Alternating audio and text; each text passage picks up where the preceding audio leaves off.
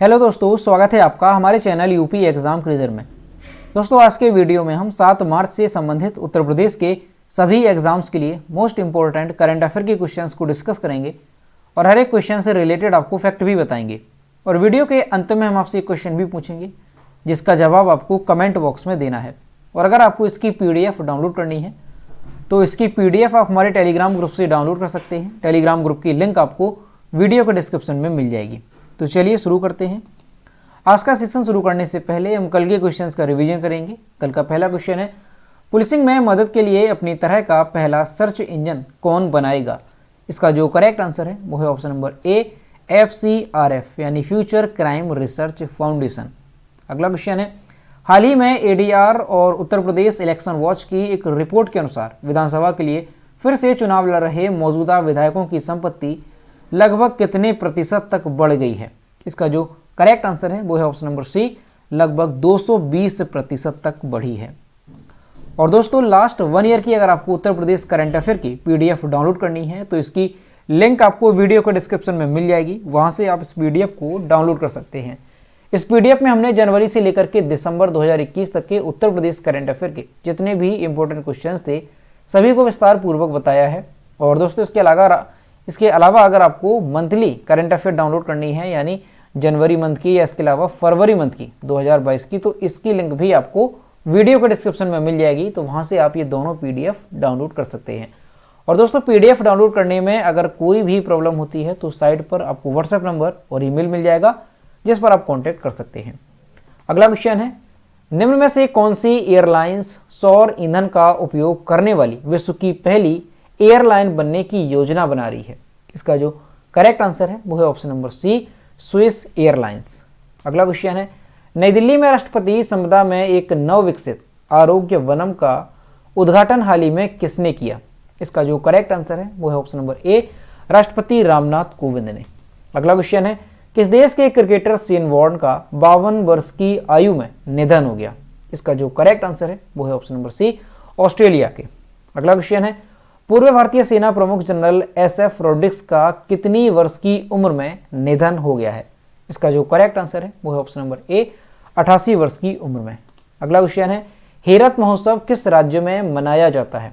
तो जो हेरत महोत्सव है ये जम्मू कश्मीर में मनाया जाता है यानी ऑप्शन नंबर ए यहाँ पे करेक्ट होगा। अगला क्वेश्चन है, कितने शिक्षकों को राष्ट्रीय ICT पुरस्कार दिए गए? इसका जो करेक्ट आंसर है वो है ऑप्शन नंबर बी, 49।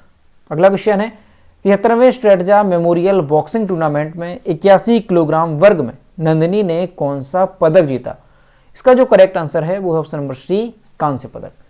तो दोस्तों, ये थे कल के क्वेश्चंस जिसका हमने रिवीजन किया। अब हम शुरू करते हैं आज का सेशन। आज का पहला क्वेश्चन है, IIT कानपुर के पूर्व छात्र प्रोफेसर दीपक धर को वर्ष 2022 के लिए किस पदक से सम्मानित किया जाएगा? इसका जो करेक्ट आंसर है वो है ऑप्शन नंबर ए, बोल्ट्जमान पदक से। IIT कानपुर के पूर्व छात्र प्रोफेसर दीपक धर को वर्ष 2022 के लिए प्रतिष्ठित बोल्ट्जमान पदक से सम्मानित किया जाएगा। इस अवार्ड को प्राप्त करने वाले ये पहले भारतीय होंगे, तो ये आपको अच्छे से ध्यान रखना है। वर्तमान में भारतीय विज्ञान शिक्षा और अनुसंधान संस्थान पुणे में कार्यरत हैं। पुरस्कार सांख्यिकीय भौतिकी के क्षेत्र में उत्कृष्ट कार्य के लिए दिया जा रहा है। स्टैटफोर्ड सम्मेलन में international union of pure and applied physics की ओर से सांख्यिकी भौतिकी पर हर 3 साल में यह पदक दिया जाता है। तो दोस्तों, ये जो पदक है बोल्ट्जमान पदक, ये हर 3 साल में एक बार दिया जाता है।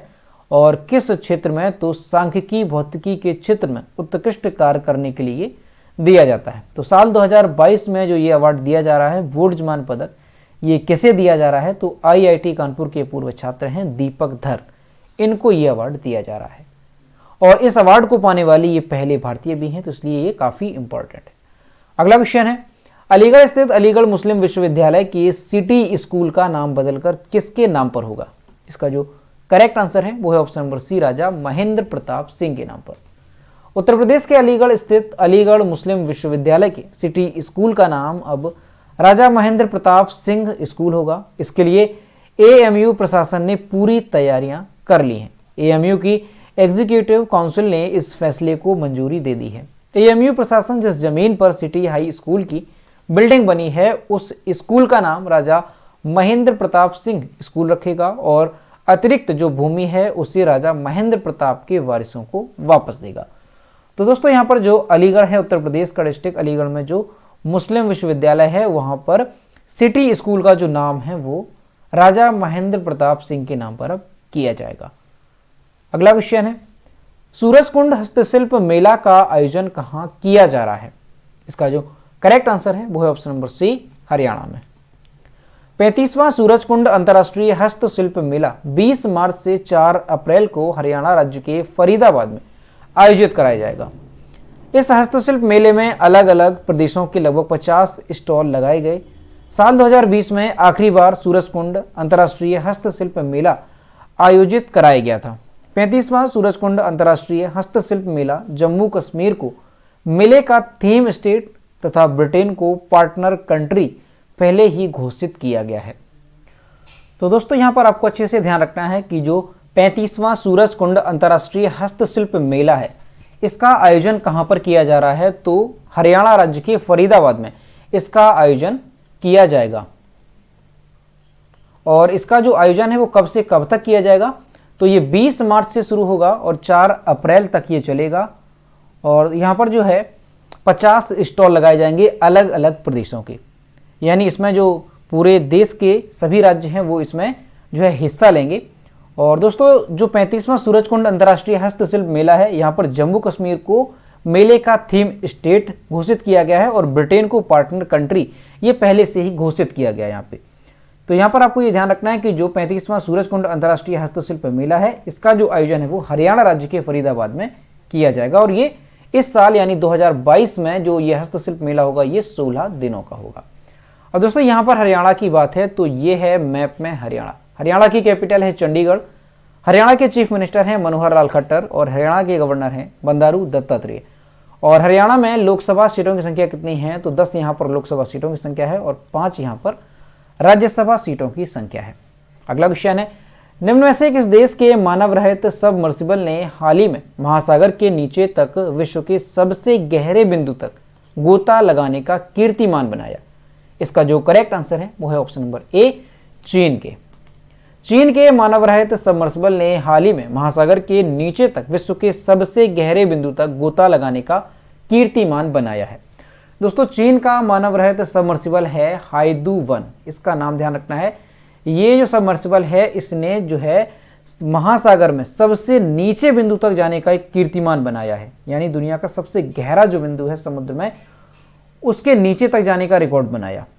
अब दुनिया का सबसे गहरा जो बिंदु है वो क्या है? तो मारियाना ट्रेंच, यानी मारियाना ट्रेंच में ये गया है 10,907 मीटर की गहराई तक गोता लगाकर इसने नया कीर्तिमान स्थापित किया।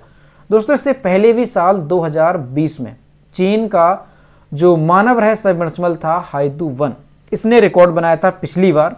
ये जो है 10,000 मीटर की गहराई तक गया था मारियाना ट्रेंच में, लेकिन अभी जो है 1 या 2 दिन पहले जिसने रिकॉर्ड बनाया कि ये 10,907 मीटर की गहराई तक अंदर गया।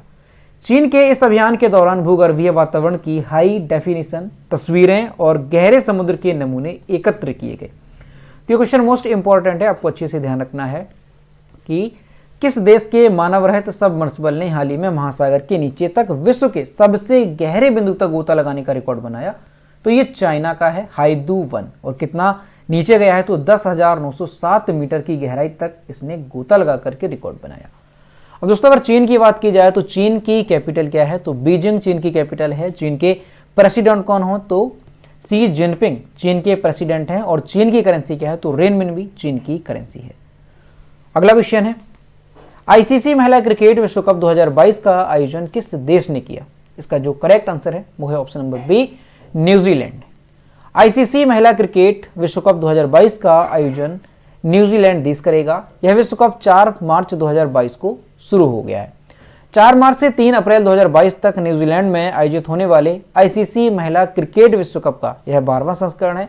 आईसीसी महिला क्रिकेट विश्व कप 2022 का फाइनल मैच हेगले ओवल स्टेडियम में होगा। ये स्टेडियम ध्यान रखना है कि जो आईसीसी महिला क्रिकेट विश्व कप 2022 का फाइनल मैच है वो हेगले ओवल स्टेडियम में होगा। इस वर्ष के विश्व कप में न्यूजीलैंड, ऑस्ट्रेलिया, इंग्लैंड, दक्षिण अफ्रीका, भारत, बांग्लादेश, पाकिस्तान और वेस्ट इंडीज टीम ने भाग लिया है।